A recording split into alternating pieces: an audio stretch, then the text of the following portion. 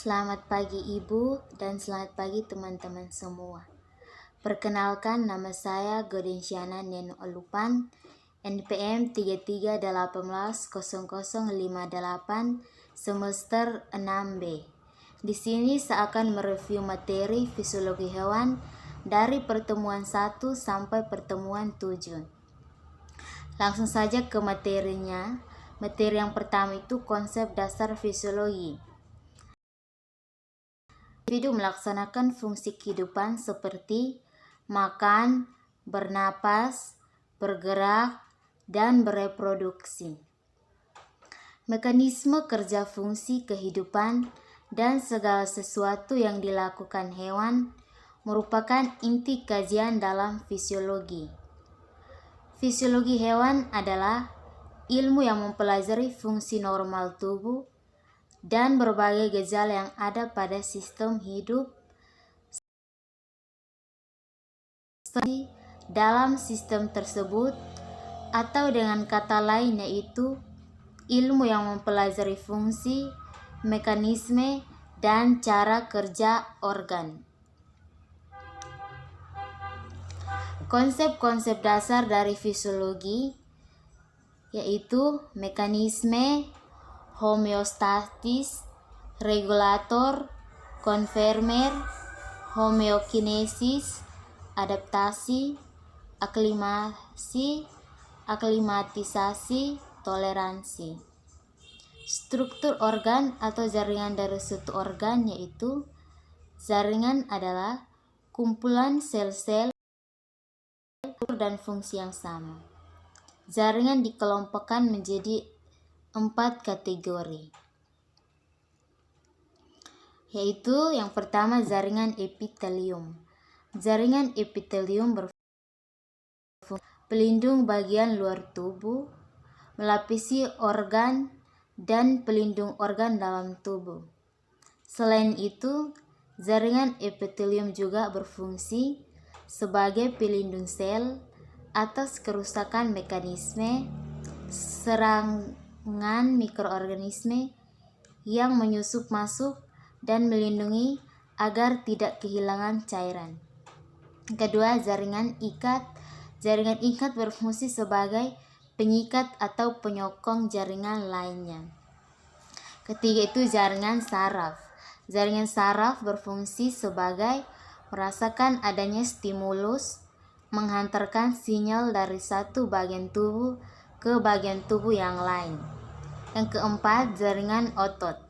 Jaringan otot merupakan serabut yang mampu berkontraksi ketika dirangsang oleh impuls saraf.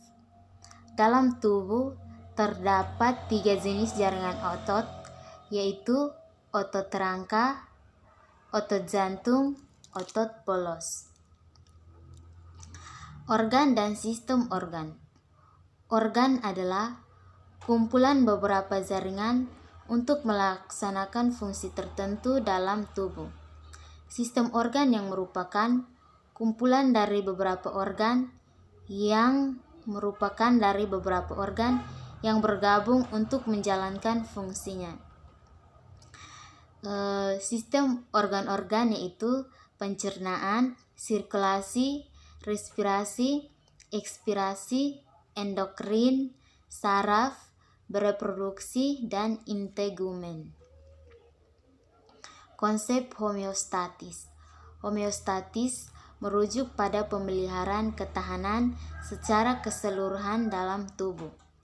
Homeostatis menstabilkan tubuh dengan mengatur lingkungan internal. Hal ini diperlukan tubuh untuk berfungsi sebagaimana mestinya.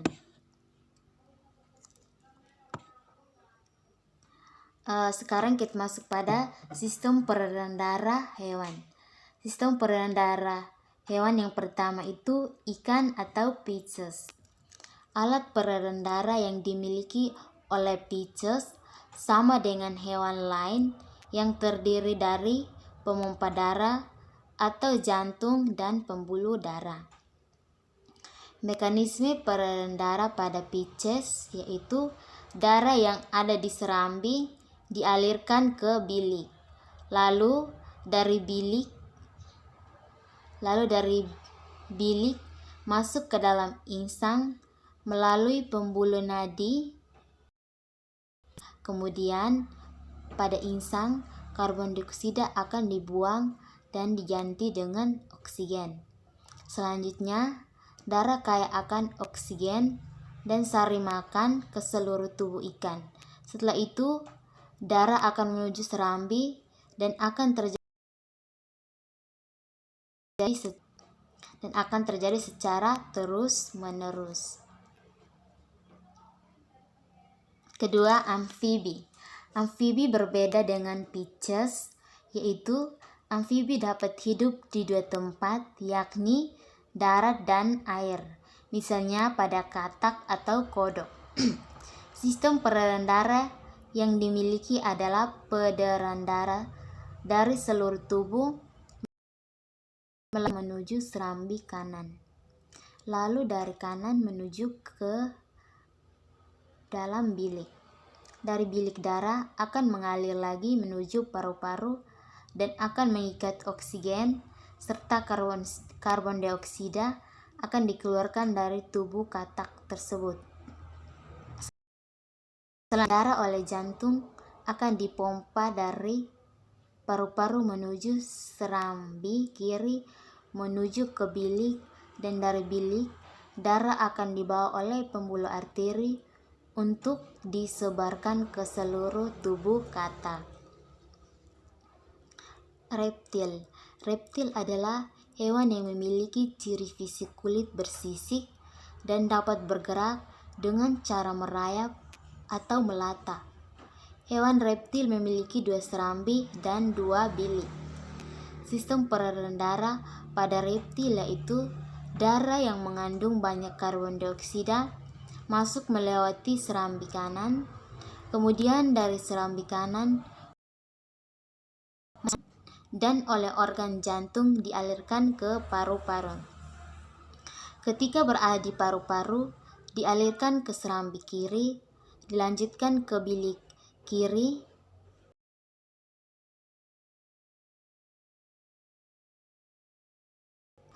menyangkut oleh pembuluh nadi.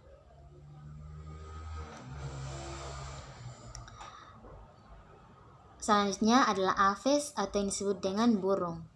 Alat peredaran darah pada aves sangat mirip dengan sistem peredaran darah pada manusia. Mekanisme peredaran darah pada aves yaitu darah yang mengandung banyak oksigen akan mengalir keluar dari organ jantung menuju ke seluruh tubuh melewati pembuluh arteri. Kemudian darah akan berganti menjadi karbon dioksida dan dibawa oleh pembuluh vena masuk ke dalam serambi kanan. Lalu darah diteruskan ke bilik kanan dan dipompa, diteruskan ke bilik kanan dan dipompa menuju organ paru-paru. Sementara di dalam paru-paru terjadi pergantian gas dari karbon dioksida dan menjadi oksigen. Proses selanjutnya, darah yang kaya akan oksigen dari sari makanan akan dialirkan ke serambi kiri, kemudian ke bilik kiri dan keluar jantung menuju pembuluh arteri. Selanjutnya itu adalah mamalia. Sistem peredaran darah pada mamalia khususnya pada manusia. Sistem peredaran darah pada manusia dapat dibagi menjadi 2 bagian, yaitu peredaran darah paru-paru atau peredaran darah kecil dan peredaran darah sistemik atau peredaran darah besar.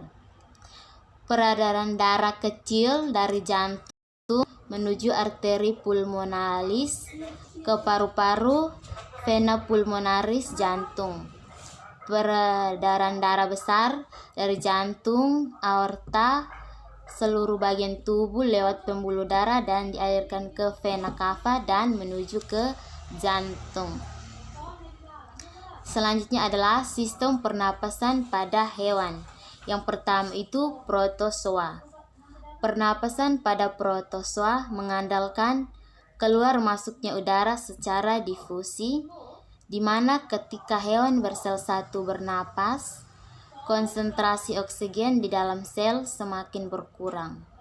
Sementara konsentrasi sisa metabolismenya yang berupa karbon dioksida justru akan semakin meningkat. Yang kedua itu insekta. Insekta bernapas dengan alat pernapasan yang dinamakan trakea. Pada sistem pernapasan serangga dibagi menjadi 3 fase, yaitu fase inspirasi, fase pertukaran gas, dan fase ekspirasi. Ketiga itu cacing. Pada hewan yang tergolong dalam cacing, memanfaatkan kulitnya untuk melakukan pertukaran gas antar oksigen dan karbon dioksida dengan memanfaatkan proses difusi. Yang keempat, Pisces. Pernapasan pada insang biasanya berjumlah 4 pasang. Ikan melakukan sistem pernapasan dengan membuka dan menutup mulutnya sembari bergantian membuka dan menutup insangnya. Amfibi. Amfibi merupakan hewan yang hidup di 2 wilayah, yaitu di darat dan di air. Pada saat katak berupa larva, maka katak akan bernapas dengan menggunakan insang luar. Ketika katak masih berupa berudu, maka katak akan bernapas dengan insang dalam, hingga ketika telah tumbuh menjadi dewasa, katak akan bernapas dengan paru dan kulit. Reptil. Reptil bernapas berupa paru-paru dan cenderung mirip dengan aves dengan saluran pernapasan yang terdiri dari lubang hidung, bronkus, dan juga paru-paru. Hewan yang termasuk reptil yaitu kadal, buaya, dan kura-kura.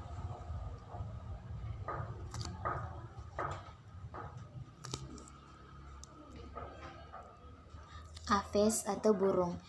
Hewan aves memiliki pernapasan yang terdiri dari 2 pasang lubang hidung, trakea, faring yang akan menghubungkan rongga mulut dengan trakea, sepasang paru-paru yang menghubungkan dengan pundi-pundi udara. Adapun mamalia. Proses pernapasan hewan mamalia sama dengan manusia, yaitu melalui rongga hidung, trakea, bronkus, hingga paru-paru. Pernapasan pada manusia dibagi menjadi 2, yaitu pernapasan dada adalah pernapasan yang melibatkan otot tulang antar rusuk. Kedua itu pernapasan perut merupakan pernapasan yang mekanismenya melibatkan aktivitas otot-otot diafragma yang membatasi rongga perut dan rongga dada. Termoregulasi ektoterem dan endoderem.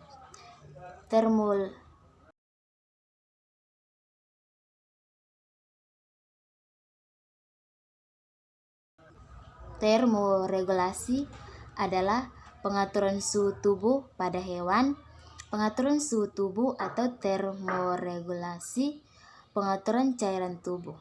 Dan ekskresi adalah elemen-elemen dari homeostasis atau sistem yang menjaga keseimbangan dan stabilitas antara lingkungan dan stabilitas antara lingkungan internal dan eksternal. Ahli biologi menggunakan istilah ektoterem dan endoderem yang berhubungan dengan sumber panas utama tubuh. Ektoterem adalah hewan yang panas tubuhnya berasal dari lingkungan atau menyerap panas lingkungan. Sedangkan endoterem adalah hewan yang panas tubuhnya berasal dari metabolisme. Mekanisme perubahan panas tubuh hewan dapat terjadi dengan 4 proses, yaitu konduksi adalah perubahan panas tubuh hewan karena kontak dengan suatu benda. Konveksi adalah transfer panas akibat adanya gerakan udara atau cairan melalui permukaan tubuh. Radiasi adalah emisi dari energi elektromagnet. Evaporasi, proses kehilangan panas dari permukaan cairan yang ditekan dalam bentuk gas. Sistem reproduksi hewan. Itu reproduksi aseksual. Reproduksi aseksual dihasilkan individu baru tanpa peleburan sel kelamin jantan dan sel kelamin betina. Ada beberapa cara pada reproduksi aseksual, yaitu membelah diri atau pembelahan biner, fragmentasi. Kedua itu reproduksi seksual. Pada reproduksi seksual melibatkan organ kelamin jantan dan betina.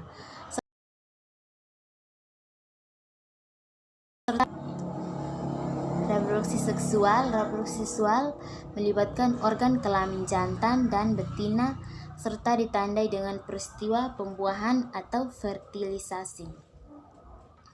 Fertilisasi pada hewan ada dua, itu fertilisasi eksternal atau terjadi di luar tubuh induk betina, dan fertilisasi internal atau terjadi di dalam tubuh induk betina. Reproduksi aseksual pada hewan invertebrata adalah: pertama itu pembelahan biner terjadi pada makhluk hidup uniseluler, yaitu golongan Monera dan Protista. Contoh pada pembelahan sel bakteri pada amuba. Kedua itu pembelahan ganda, yaitu pembelahan berulang sehingga dalam sekali pembelahan dari satu individu dapat dihasilkan dua individu contohnya pada plasmodium. Tiga itu pertunasan adalah pembentukan tunas kecil yang serupa dengan induk. Tunas ini kemudian memisahkan diri dan menjadi individu baru. Contohnya hidra, ubur-ubur pada saat polip, dan hewan dari golongan Porifera. 4.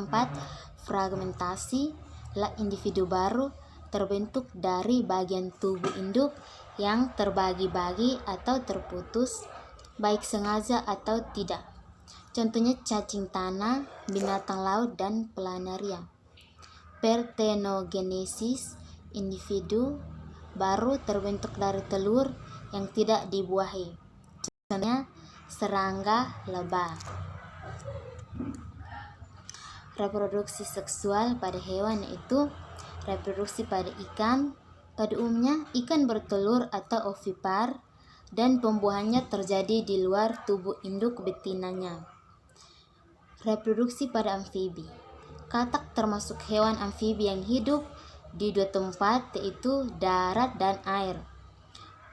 Pembuahan katak terjadi secara eksternal yang di air. Katak bersifat ovipar atau bertelur.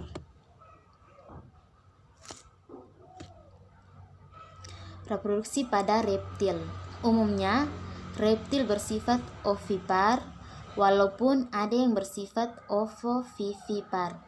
Pada reptil jantan, alat kelaminnya terdiri dari sepasang testis, epididymis, dan vas deferens. Memiliki alat kelamin khususnya disebut epipenis dan dikeluarkan melalui kloaka saat kawin. Sedangkan reptil betina memiliki alat kelamin terdiri dari sepasang ovarium dan oviduk telur, bermuara di oviduk. Pada reptil ovovivipar, telur akan menetas dan dalam oviduk. Reproduksi pada burung. Burung berkembang biak dengan bertelur atau ovipar. Umumnya, telur akan dierami hingga menetas. Embrio di dalam telur memerlukan suhu tertentu untuk pertumbuhan dan perkembangannya. Alat kelamin burung jantan terdiri dari sepasang testis, akan menuju vas deferens dan kloaka. sedangkan alat kelamin pada burung terdiri dari ovarium kiri dan oviduk. Reproduksi pada mamalia. Mamalia berkembang biak dengan cara melahirkan anak atau vivipar. Proses pembuahannya berlangsung di dalam tubuh induk betina atau fertilisasi internal. Setelah dilahirkan, anak hewan mamalia menyusu pada induknya. Ada jenis mamalia anak tetapi bertelur, contohnya platypus. Oke, baik, inilah presentasi saya. Ini adalah presentasi mereview materi saya dari pertemuan pertama hingga pada pertemuan terakhir. Sekian dan terima kasih.